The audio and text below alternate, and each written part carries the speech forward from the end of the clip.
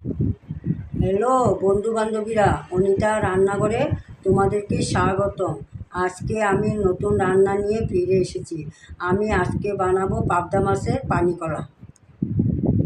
দেখতে থাক তোমরা দেখতে থাকো আমি কিভাবে বানাই। আমি আগুনটা জ্বেলে কড়াইটা বসিয়ে দিলাম। আমার কড়াই গরম হয়ে গেছে, আমি এখন তেল দিয়ে দেব।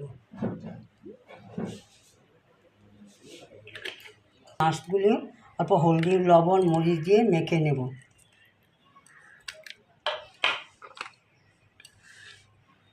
আমি সামান্য লবণ দিয়ে দিলাম, হলদি গুঁড়ো দিয়ে দিলাম, মরিচ গুঁড়ো দিয়ে দিলাম। আমি ওটা মেখে নেব। মিঠা তেল দিয়ে দিলাম।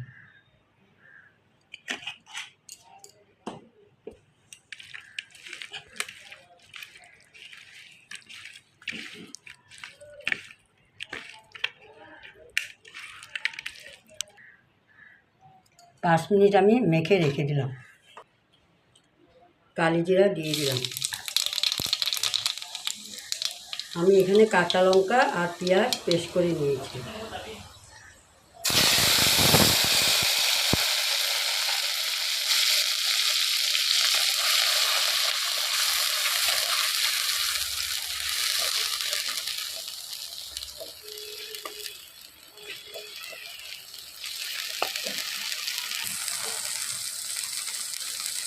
আমি এখানে স্বাদের জন্য অল্প হলদি দিয়ে দিলাম। আমি আধা চামচ মরিচ গুঁড়ো দিয়ে দিলাম, জিরা গুঁড়ো দিয়ে দিলাম।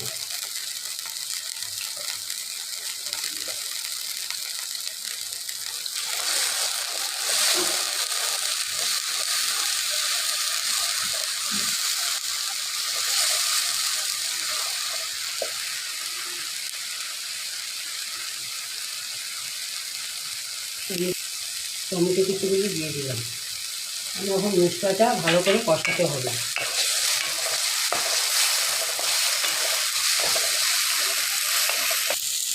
আমি অত মশলাটা কষাতে হবে, একটু জল দিয়ে দিলাম।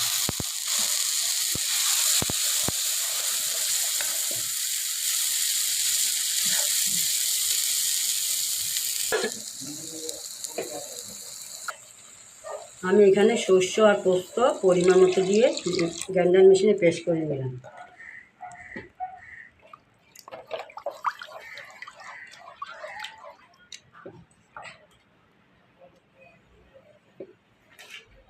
আমি এখন মাছগুলি দিয়ে দেব। মাছগুলি আমি ভাজিনি, আমি কাঁচা দিয়ে দেব। এইটা কাঁচা রান্না করতে হয়।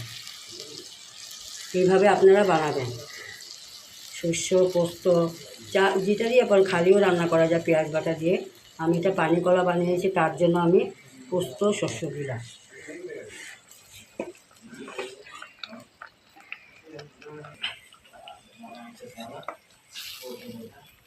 আমি এখানে স্বাদের জন্য লবণ দিয়ে দিলাম।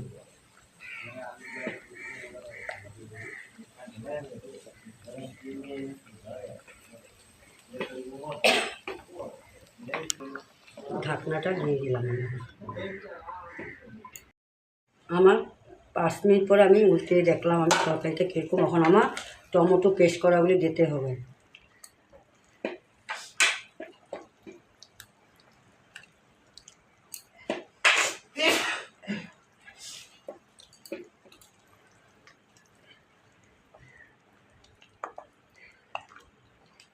এখানে অল্প চিনি দিতে লাগে, কিন্তু আমরা চিনি দিই না,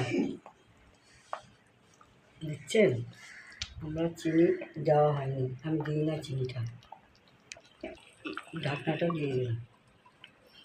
এখন আমার 10 মিনিট লাগবে। আমার 10 মিনিট হয়ে গেছে, আমি দেখে নিই। ঢাকনাটা উঠিয়ে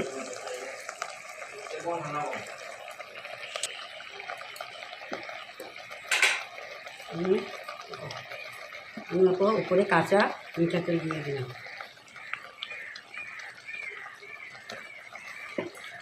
দুইটা কাঁচা লঙ্কা দিয়ে দিলাম। হ্যালো বন্ধুরা, তোমরা দেখো আমার রান্নাটা কীভাবে কীরকম হয়েছে। পানি কলা, পাবদা মাছের পানি কলা এইভাবে বানাবেন। পানিকলা 2-3 রকমের বানানো যায়। আমার পাবদা মাছের পানিকলাটা হয়ে গেছে, আপনারা দেখেন এভাবে বানিয়ে খাবেন।